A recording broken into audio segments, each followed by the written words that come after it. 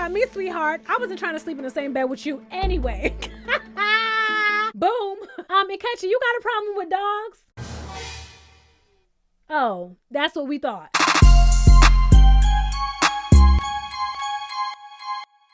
What's up, y'all? It's your girl Roxie with Roxiie Says, and we're going to talk about it. Today, we are reviewing Married at First Sight, episodes 5 and 6. So much happened. These couples pissed me off. Okay, so let's get right into it. But before we do, please do not forget to hit like, comment, and subscribe. If you watched my first review, thank you so much. I really appreciate it. And if you found yourself back here and you are not yet subscribed, hit the button. What's wrong? What's wrong? Hit the button. You back here? Hit subscribe. I really appreciate it. Let's get right into this review. All right, so episode 5 picks up right where we left off. We're still on the honeymoons in Cancun, Mexico, and it's day 4 of the marriage, all right? We start off with Juan and Carla. So off the bat, we see them have a much needed conversation. Carla asks Juan what the finances will look like when they live together, and Juan says that he's an entrepreneur, okay? And his business is very costly to run. He has employees that he needs to pay. He has a marketing team, and his business expenses alone are sometimes, what, $10,000 a month. And this is on top of his personal living expenses, okay? Living together, what would you envision finances looking like?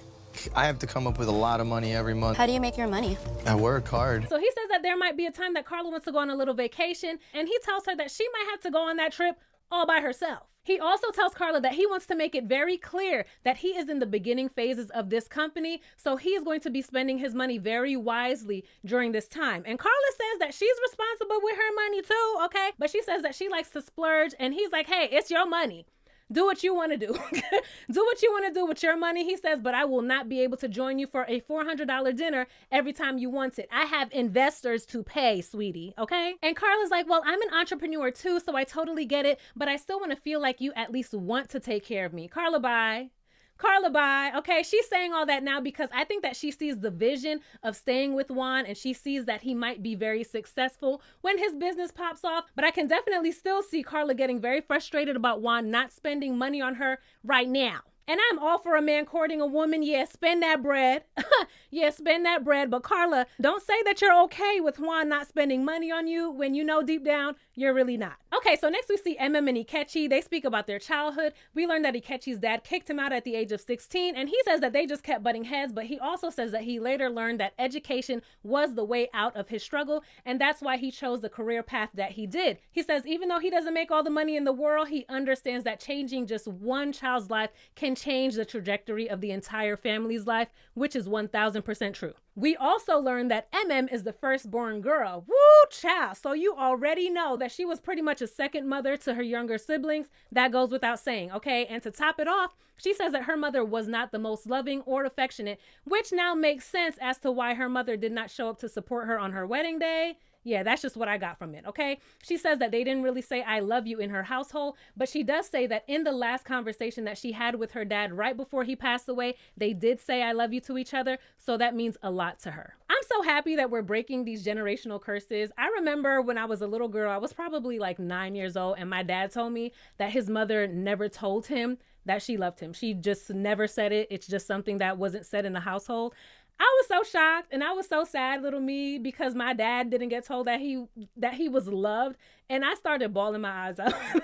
I started bawling my eyes out. I will never forget that. He still cracks up about it to this day. But it's really sad when you hear it, right? But I feel like we're all trying to be better people. We're all learning from our parents and maybe some of the mistakes that they made, how to be better parents when it's our turn, right? How to be better friends, siblings, partners, how to be more vulnerable, right? So when you know better, most times we try to do better. And I can definitely say that I loved this conversation between Imm and Eatchi. It was a beautiful conversation, but I still don't see it for these two, and we're gonna get to that later. So next up we see David, and he's at the gym, and I kid you not, for the first 30 seconds that I was taking notes for this scene, I was taking notes as if I was watching David and Michelle, until I realized, I was like, hold up, that's not Michelle.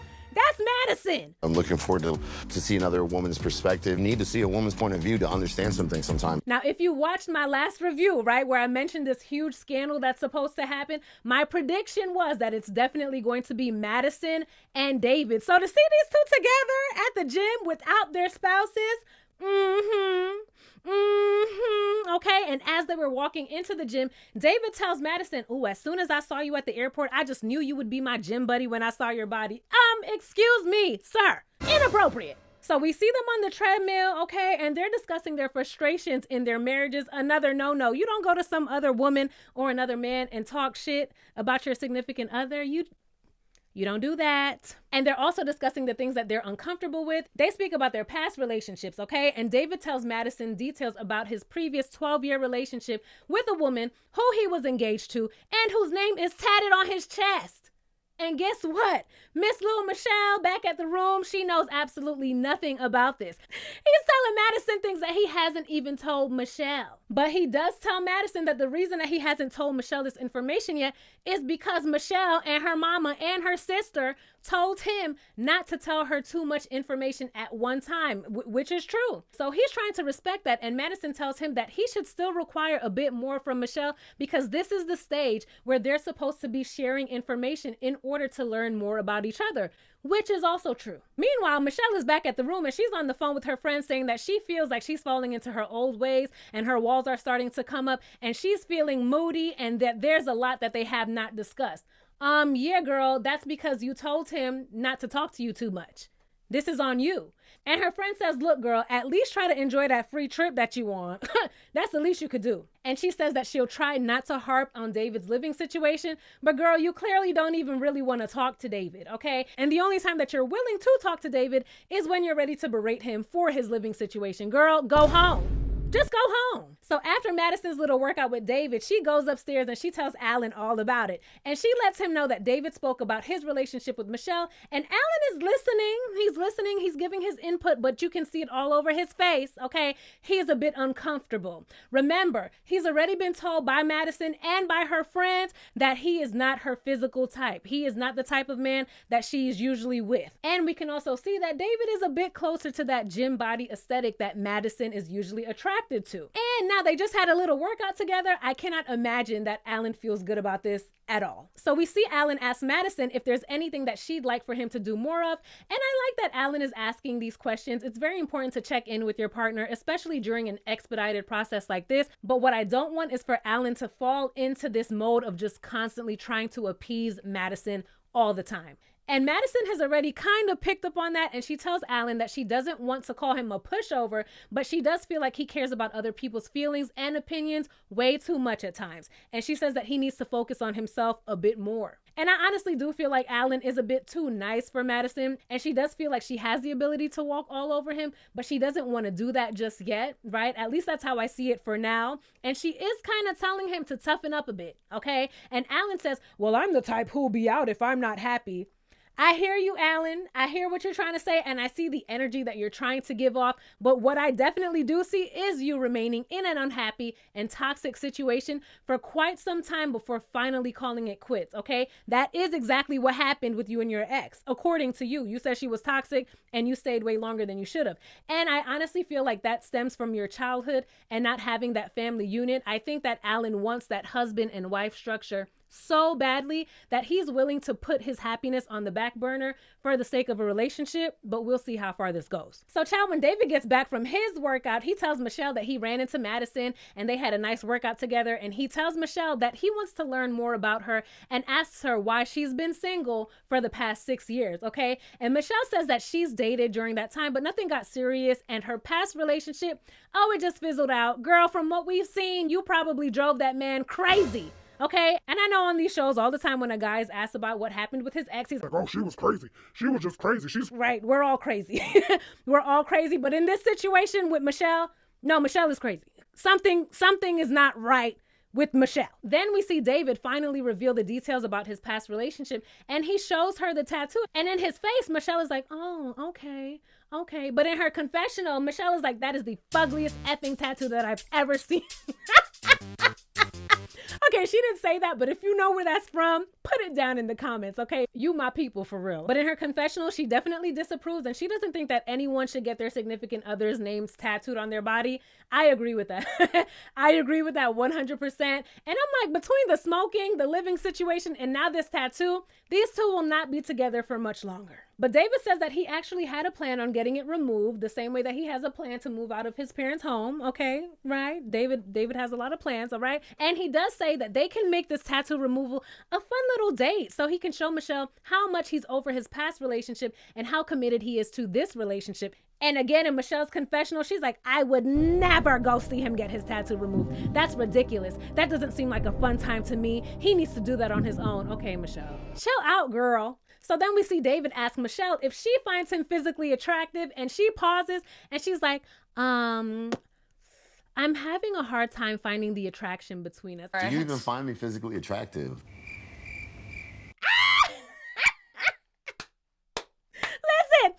Listen, womp, womp, womp. I would be lying if I said I didn't love this for David.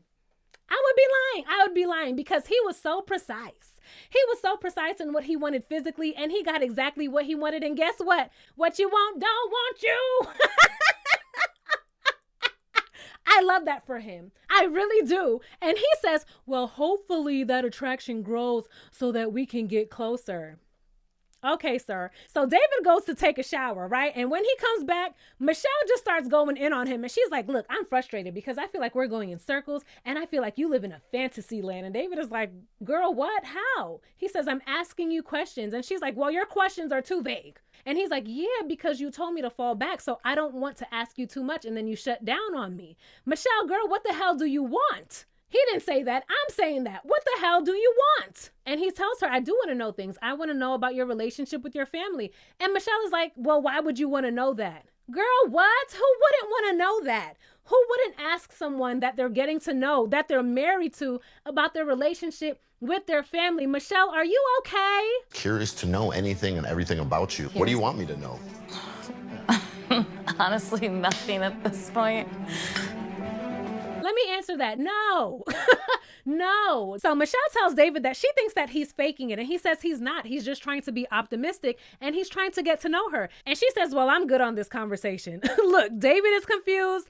I'm confused. So David steps out for some air and then he comes back and he asks her if she would like to go for a walk or get a bite to eat. It could be now, it can be later, whenever she's ready, okay? And she's like, I'm just gonna take a pause on this right now. And David says, all right, and he gives her her space. Look, Michelle is upset that David is being optimistic. She's upset that he's not in the room stewing with her. She's upset that he's checking up on her after they've had a disagreement. If David walked back in that hotel room and he was like, look, girl, this and you, I wouldn't even be mad at him. This girl is exhausting. So next we see Camille and Thomas and they go on a little canoe date and they speak on relationship roles. And Camille says that she is hoping that Tom takes on more of a leadership role in this relationship. And we do see that they go on another date later. They have a romantic dinner and Camille asks Tom about his childhood and about being adopted. And get this, Tom says that he found out that he was adopted on Facebook. On Facebook, his mother made a post on National Twin Day, and she said that she's so thankful that she was able to adopt 2 twins. And I'm sure Tom was looking at that post like, well, I'm a twin, but I'm not adopted. Girl, so you told Facebook before you told your son? And this man was in his 30s. Him and his twin, they were in their 30s. I can only imagine how traumatizing that was for Tom and his twin brother. He said that he immediately called his dad up and his dad finally told him the truth. He said that they wanted to tell them when they turned 18, but they feared that the twins wouldn't love them as much. Selfish. Selfish.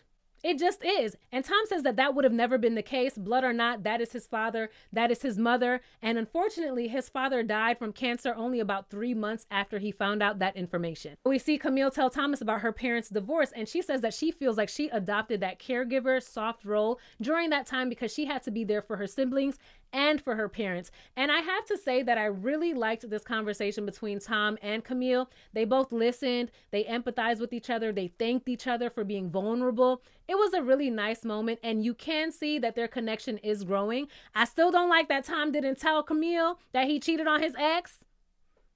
I still don't like that, but I'm gonna let him rock for now, okay? So now it's day 5 of marriage, and David has arranged a little boys' day, and he says that he's hoping to get some advice from the guys since his marriage with Michelle is horrible. So we see the guys meet up, they take a couple shots, and David is very open, and he airs his grievances about this marriage, all right? The guys tell David to just ask Michelle what she needs to make sure that she's in a good mood, but David has already been doing those things, and Michelle just gets frustrated by it. Meanwhile, we see the ladies, they get together for a little yoga class led by Carla, and as soon as it's over, Michelle is like, look, girls, David and I are on the struggle bus. And she tells him that he talks in circles, and he only asks vague questions, and he doesn't ask any follow-up questions. Michelle, what world, what planet are you living on? That is what you wanted. Can y'all let me know, did I miss an episode? Was there an episode 4.5 that I'm not aware of? Because the way that Michelle is acting, you would think that she never said the things that she said. And you would think that David is acting the way he's acting for no reason at all. Michelle, get it together. She's telling the women that she feels like she's the bad guy all the time. And she's like, how are they supposed to get to know each other if they don't talk? Michelle, you're the... You know what? I'm not even gonna let you piss me off. Something wrong with you. Something's wrong with you. Something's wrong with you. But she's pretty much whining. And she's like, we had a tough conversation and he kept checking up on me and reaching out to me. Oh my God, no. I would bet money that if David did not reach out to Michelle after they had that disagreement and he really gave her the space that she claimed she needed, her complaint would be, oh my God, we had a disagreement and he doesn't even care about me. He didn't even check up on me. That's exactly what it would be. You can't tell me no different, okay? Michelle at this point seems like she just wants attention. Go home. So Madison advises Michelle to ask David some questions as she feels like that will help them build a stronger foundation, okay? Camille brings up intimacy and she reveals that her and Tom, they shared a little smooch on the beach. Love that for them, all right? But Madison says that she's trying to work on her attraction with Alan and it's been a challenge. And she says that she asked him to be more assertive. Meanwhile, during the guys' chat, Alan tells them that he gets the feeling that Madison is not attracted to him and she's not. We see telling the ladies that her and Eatchi, they've given each other little pecks here and there, but there hasn't been a makeout session. And girl, there won't be. We gonna get to that too. All right? Because like I said in my first review, I don't see any romance, any chemistry, any sexual tension between these two at all. Then we see Eatchi telling the guys that is the homie. What did I say? Homie vibes. Doesn't surprise me at all. And she's not going to be too happy about it when she finds out, okay? So next we see David and Michelle. They meet up and they have a conversation. And David is really trying his best to communicate with her and to understand her. He tells her about the conversation that he had with the guys. And he asks her about the conversation that she had with the girls. And he also asks her what her expectations were for him as a husband. And Michelle says she's not sure if they're compatible in terms of lifestyle and goals. And he's still asking her, what more can he do? And she's like, well, when I needed a break, you were still calling me and texting me, and a break means a break. Okay, Michelle, did you communicate that fully with David? Did you specify a time frame? Because honestly, a break is subjective, okay? A break could be 5 minutes, a break could be 10 minutes, a break can be 3 months. He can't read your mind, boo. And how hard would it have been to say, hey, I know you're just trying to check up on me, but I need some more time. I'll let you know when I'm ready to talk. Very easy, very simple. But no, she couldn't do that. And David says that he's still trying to show her that he's in this and he's putting in the effort. And she's like, well, I feel smothered. When I say let me be, and you're calling me like twice, I truly mean that. Like, don't call me, like, don't text me. Like, it irks me. It makes me even more angry. Back off a little bit. Okay. Ooh, and David excuses himself because he's frustrated. And I'm like, David, break up with her. She's a weirdo. Break up with her. And you better not go back to that table and speak to her. But what does he do? He brings his ass back to that table and he apologizes for walking away and he tells her that he needs some space, but he's still gonna fight for this. In Michelle's confessional, she says that she wants to leave and it's hard not having control of this situation, but she owes it to herself to stick this out. No, you don't, girl. You can leave. You could leave, okay? And even later on that night, we see that David doesn't sleep in the bedroom. He stays out and he sleeps by the pool, and then he ends up sleeping on the couch. Next, we see Imm and Eatchi. They're having a conversation, and she isn't too happy about him telling the guys that she's the homie. And she's right. I let it be known that we are getting to know each other as homies. I You said called me that the you homie? Did you say that?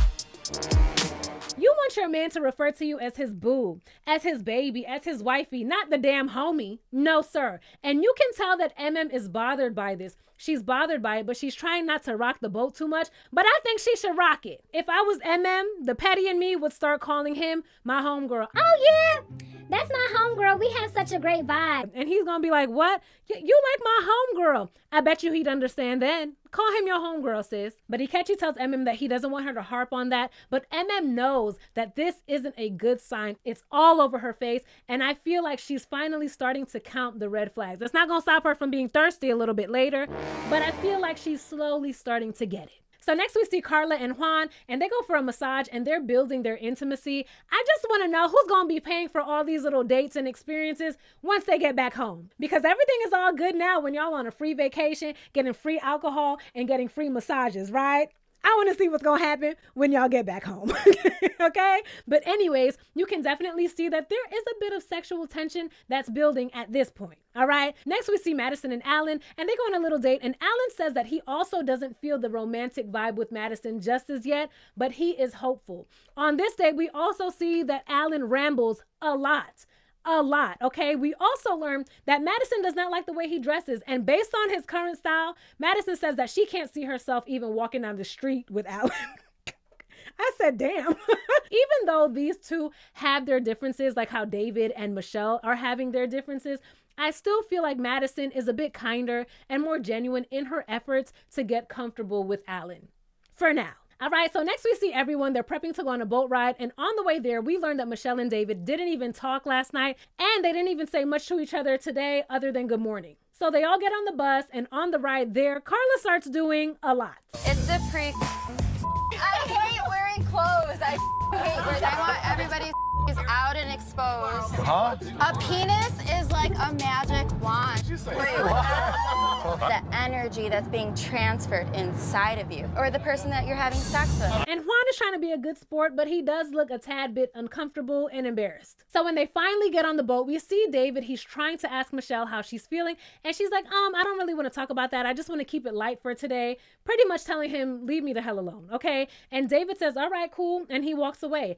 I want to see just how long David is going to allow Michelle to play in his face. And you know the only reason why he's allowing this is because she is what he desires aesthetically, right? Y'all know that, right? If she was brunette with brown eyes, he would have dumped her already, okay? If she was a Latina, like the women in his family who he loves so much, he would have dumped her already. If she was black or Asian, he would have dumped her already, and no one can tell me any different. The only reason why he's putting up with this is because she has the blonde hair and blue eyes that he puts above everything else, clearly. So we see the rest of the couples. They break off to have their private conversation. It looks like Alan and Madison are getting a little bit closer and more comfortable. He has his arm around her. He's caressing her back while they're having their conversation, and they're discussing the things that they have in common.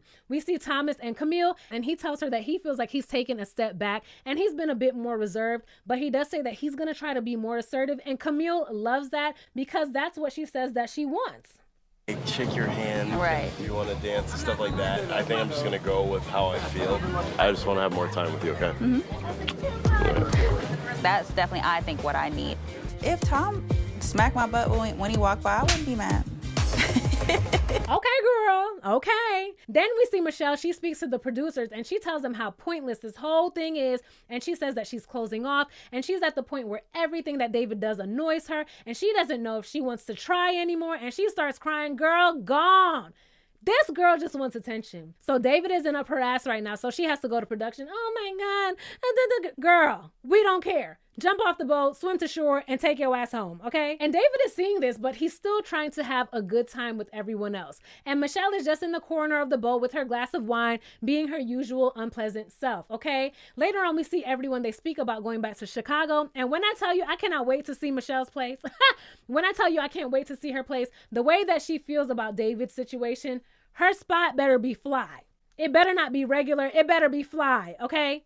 So y'all, now we are on to episode 6, and all the couples will be having their individual dates before they fly out to Chicago. So you know shit is really about to hit the fan, right? So we see Juan and David. They're developing their bromance. They went to the sauna and they had an ice water bath and they spent the morning together. And I'm happy that David does have a friend at a time like this when he has a horrible wife like Michelle, okay?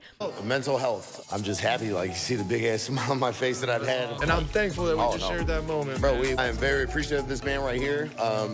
And this isn't. Hey, I'm appreciative of you, bro. We see Imm and Eatchi. They have a conversation about their intimacy growing and about what brings them joy. Imm says that the success of her business is what brings her joy, and Eatchi says that it's family and his niece who is about to be born soon. And he says that he wants children, and he actually broke up with an ex because she didn't want any. Imm says that she's definitely open to being a mom, and she thinks that she'd be a pretty good one. They both acknowledge that things are running smoothly right now, but they know that inevitably there will be an issue that comes up, and they're interested to see how they'll navigate it. All right, next we see Camille and Thomas. They go on a little dance date. Now remember, Tom, he's a perfectionist, okay? And he immediately feels a bit nervous, which is understandable because he wants to impress Camille, but he started getting flustered and red. And child, he started making me nervous, but eventually he got his feet together and they shared a cute little dance.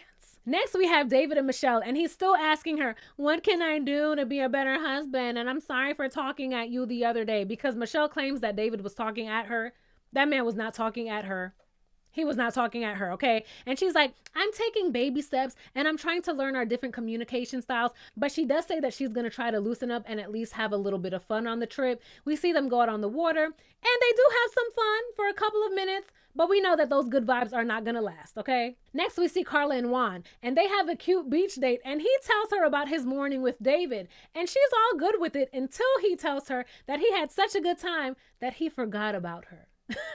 We were like little 15-year-old kids, just like happy, smiling. I'm not gonna lie, I forgot you were there because I was just having so much fun. I think like I'm living it up. He forgot about her, okay? Now, why would you say that, Jonathan? Why would you say something like that? And clearly, this upsets Carla, and especially because she just said that she's feeling everyone's energy and it's been very low and it's been affecting her. So for Jonathan to say that on top of how she's feeling, it didn't rub her well at all, okay? So now the couples have been married for 8 days. We see Thomas and Camille. They're still in a good mood. They're still getting to know each other. He asked her to pick out his outfit, and they discussed maybe her putting on that lingerie one of these nights while they're still here in Mexico. We gonna see how that goes. We're gonna see how that goes. But in Camille's confessional, she does say that Tom is more of a suburban boy, okay? And she's used to more of a smooth R&B city type boy. And I'm like, girl, Camille, you not a city girl. You're not a city girl. I don't even think you could handle a city boy, okay? But clearly, Camille is one of those good girls who likes bad boys. Okay, sis, but she does say that she's trying to be open to something different. Let me say this, okay, because I've seen this online for years where people think that cool and attractive guys are usually always automatically the bad guy, and at the same time, they think that the corny, not as attractive guy is automatically the good guy. Listen, I do not know how Corny Guys Incorporated have convinced the masses of this, but please know that a corny and unattractive guy can be just as toxic, just as emotionally unavailable, just as manipulative as the cool guy can. Please know that, okay? So next we see that Carla is still seething about Juan forgetting her. So to get him back, she says that she left him in the morning knowing that he didn't have a suitcase and he had to put his clothes in a plastic bag. Girl, whatever, very petty and immature. And I do think that a conversation about how that made her feel and why would have went a lot further than what she decided to do. And please know that I am not above being petty. Please know that I'm not, but I don't think that Carla is going to achieve what she intended to by doing that. Oh, and Juan, he gonna clock her tea later. He gonna clock her tea later. Just you wait. So next we see Madison and Alan, and they do a little body cleansing and energy resetting ritual. And the woman pretty much tells Alan that he talks too much and tells Madison that she doesn't talk enough. Okay. Next, we see David and Michelle. They go on a sushi making date. I would love this. I love sushi. Oh, I love sushi so much. And they actually seem to be having a good time while they're making sushi with the chef. But as soon as they go sit down to eat their sushi, Michelle brings up David's constant cursing and she asks him to tone it down. And David is like, oh yeah, sure, I'll do that. I didn't know you didn't like it, but now that you brought it up, yeah, I'll do that. I'll stop cursing. Now listen, there is a time and place. David does curse a lot.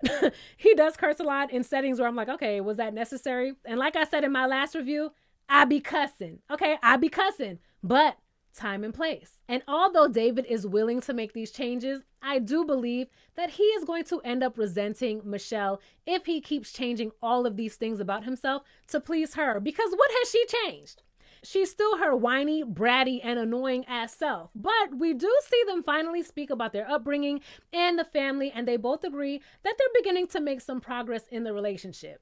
We'll see how long that lasts. So next we see that Carla is still upset at Juan for forgetting about her, and she says that she's waiting for him to apologize. And I don't even think that at this point Juan knew how upset Carla was about the comment that he made. Meanwhile, Carla is over there seething still. And this is what happens when people don't communicate. And then when the issue is finally discussed, it's an explosion, right? But in the meantime, they're doing a sexy little photo shoot in the water. And Juan says that he definitely feels like the vibe was off with Carla during the shoot.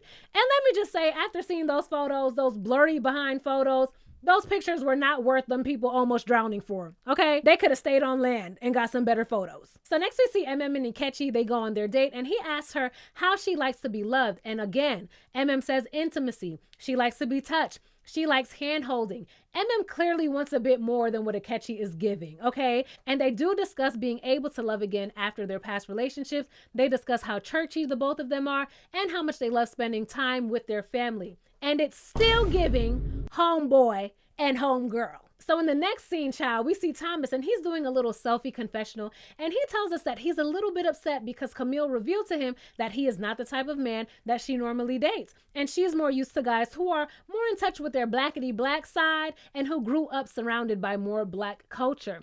And he does say that he doesn't want to take it personally, but it's hard not to, and we're gonna see them have a conversation about this in a little bit. So next we see Imm and Eatchi again, and they're getting ready for bed. Baby, the way I cringed during this scene, the way I hit the ladies up in the group chat, like, what is wrong with MM? So we see that they're getting ready for bed, and this woman clearly wants the D.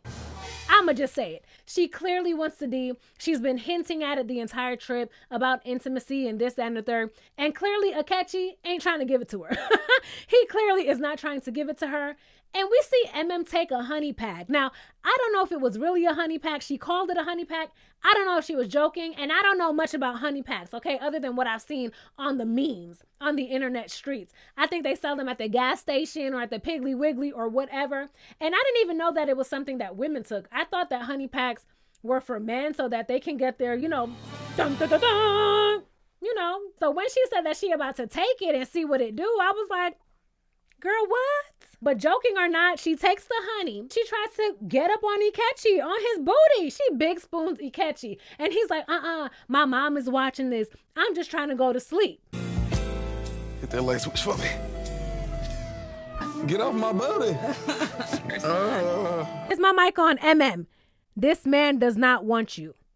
This man ain't feeling you like that, okay? You're just being thirsty, just like you were being on your wedding day. And let me say this, though. I do appreciate Eatchi in this moment because on these shows and in real life, we see that men will sleep with women who they are not attracted to, who they know they don't want to be with, okay? So the fact that Eatchi is like, look, I'm just here to sell my book. I'm just here to promote my book, and that's it. Leave me alone. Even though you throwing something at me, I'm not trying to catch it. I appreciate that because he could have taken advantage of the situation, and he's choosing not to so far. So it's day 9 of marriage, and Juan is telling Carla how much he loves David and their pet names for each other. And she's like, yeah, I know you love him so much. That's why you forgot about me. And Juan is like, oh my God, people are being so passive aggressive because they don't know how to communicate. Clock it, Juan. Clock it, Jonathan. I was like, yes, clock it, because that is exactly what she's been doing. And Juan says exactly what I said. He's like, look, if I say something you don't like, tell me. Ask me to clarify. We're still learning each other. And although he agrees that what he said was a bit harsh, he didn't apologize. Well, at least we didn't see him apologize. But all Carla could do was agree because she knows that she was being immature. So we see them discuss going back home, their diets, their cleanliness. And Carla says that Juan is going to have to leave when she uses the bathroom, okay? And he says that's fine. And then she also says that when she gets home from work, she likes to decompress for 30 minutes, okay? Put on some music, and she doesn't want to have any conversation. And Juan is like, wait, so let me get this straight. When you come home from work, I'm supposed to not speak to you, not greet you, pretty much treat you the way that you've been treating me for the past couple of days. Listen, Carla has definitely met her match with Juan. I see him giving her a taste of her own medicine. I see him calling her out every single time he gets the chance. And I also see him dumping her eventually. I cannot wait for these two to get back home because I know it's going to be a hot ass mess. So next we see Thomas and Camille, and they have a conversation about their cultural differences as Camille is trying to find that relatability with Tom. So for one, Tom is biracial. He said that he didn't grow up around many black kids and he's adopted. And before Tom even said this is what I wrote in my notes, all right? I wrote, so I think it's safe to assume that Tom has experienced some feelings of not belonging and trying to figure out his racial identity since he was a child.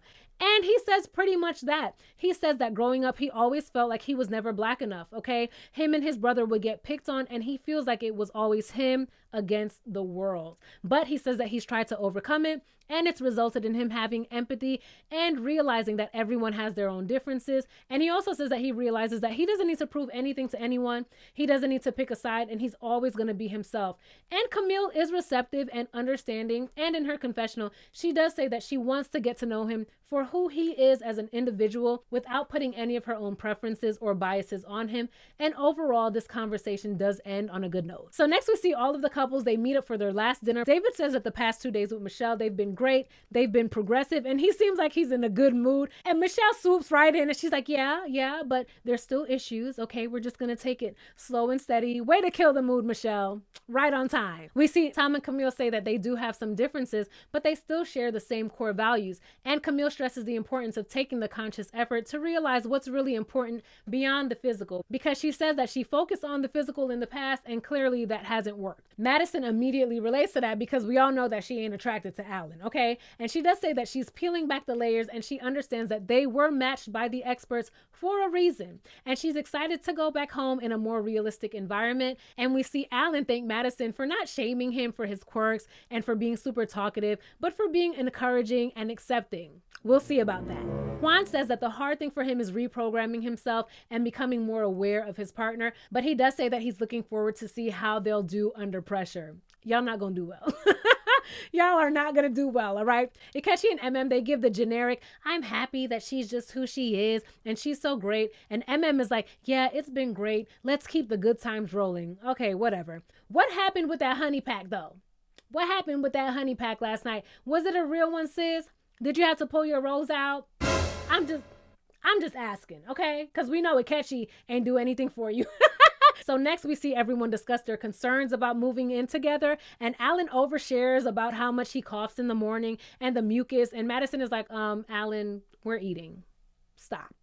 So Juan says that in Chicago, it's going to be night and day because he's going to be busy with work and he won't have much time during the week. And he says that's why he requested someone who is also a boss, okay, and who is just as much of a go-getter as he is. And when he says that, Carla looks kind of shocked.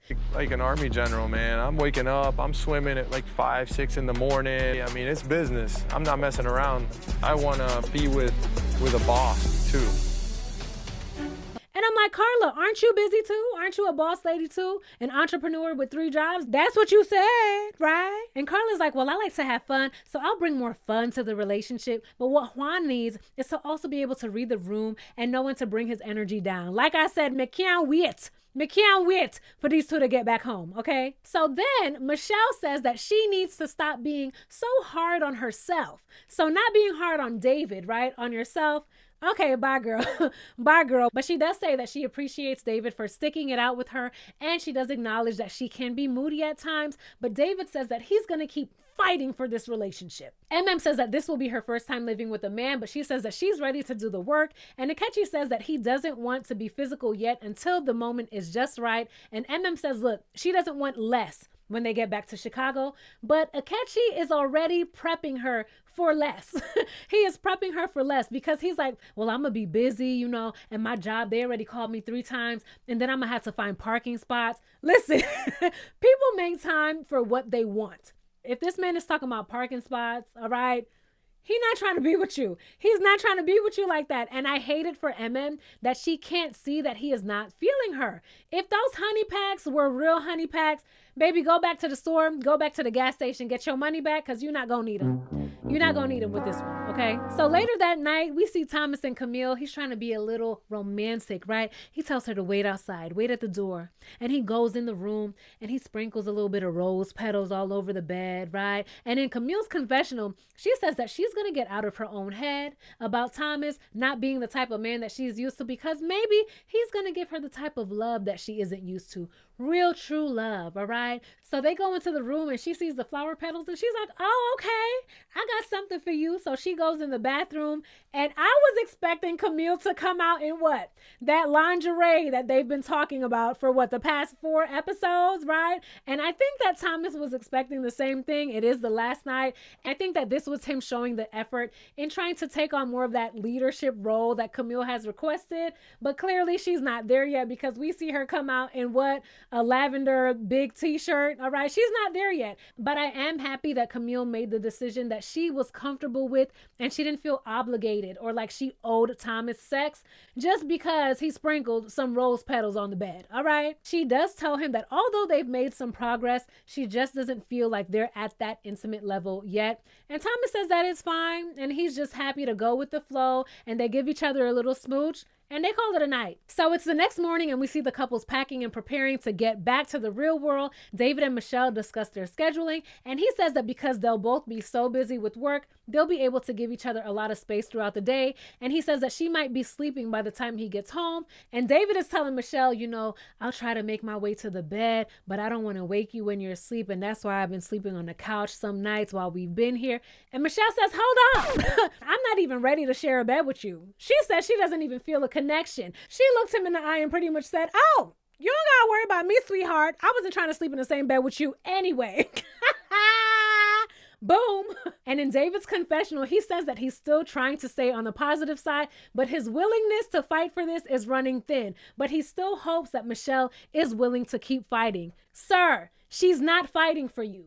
What fight do you see from Michelle? So next we learn that Alan's friend passed away, and he's so shocked because he says that he was just with him 2 days before the wedding. And he does thank Madison for being by his side and helping him process this loss. And Madison reassures him that she'll be there for him in all of his times of need. They discuss living together and what their daily routines will look like. And this will be Madison's very first time living with a guy. So she says she wants to see if she'll get annoyed at the little things. She also says that their lifestyles do fit on paper, and she's hoping that it remains the same in the real world, and she's hoping that they can cross over to the romantic side because she's a bit concerned that they haven't done that yet. Well, girl, if you haven't felt the romance on this romantic honeymoon, I don't know what you expect to feel in Chicago, okay? So next we see the couples meet up to leave and they share a toast. Everyone is a little nervous. Michelle clearly is not looking forward to it. Her and David, they don't even sit next to each other on the plane because they both wanted window seats.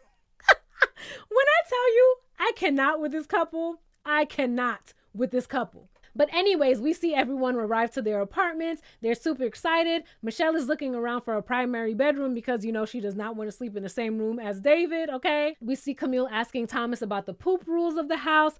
Imm and Eatchi continue to discuss Mm's dogs. Eatchi, you got a problem with dogs?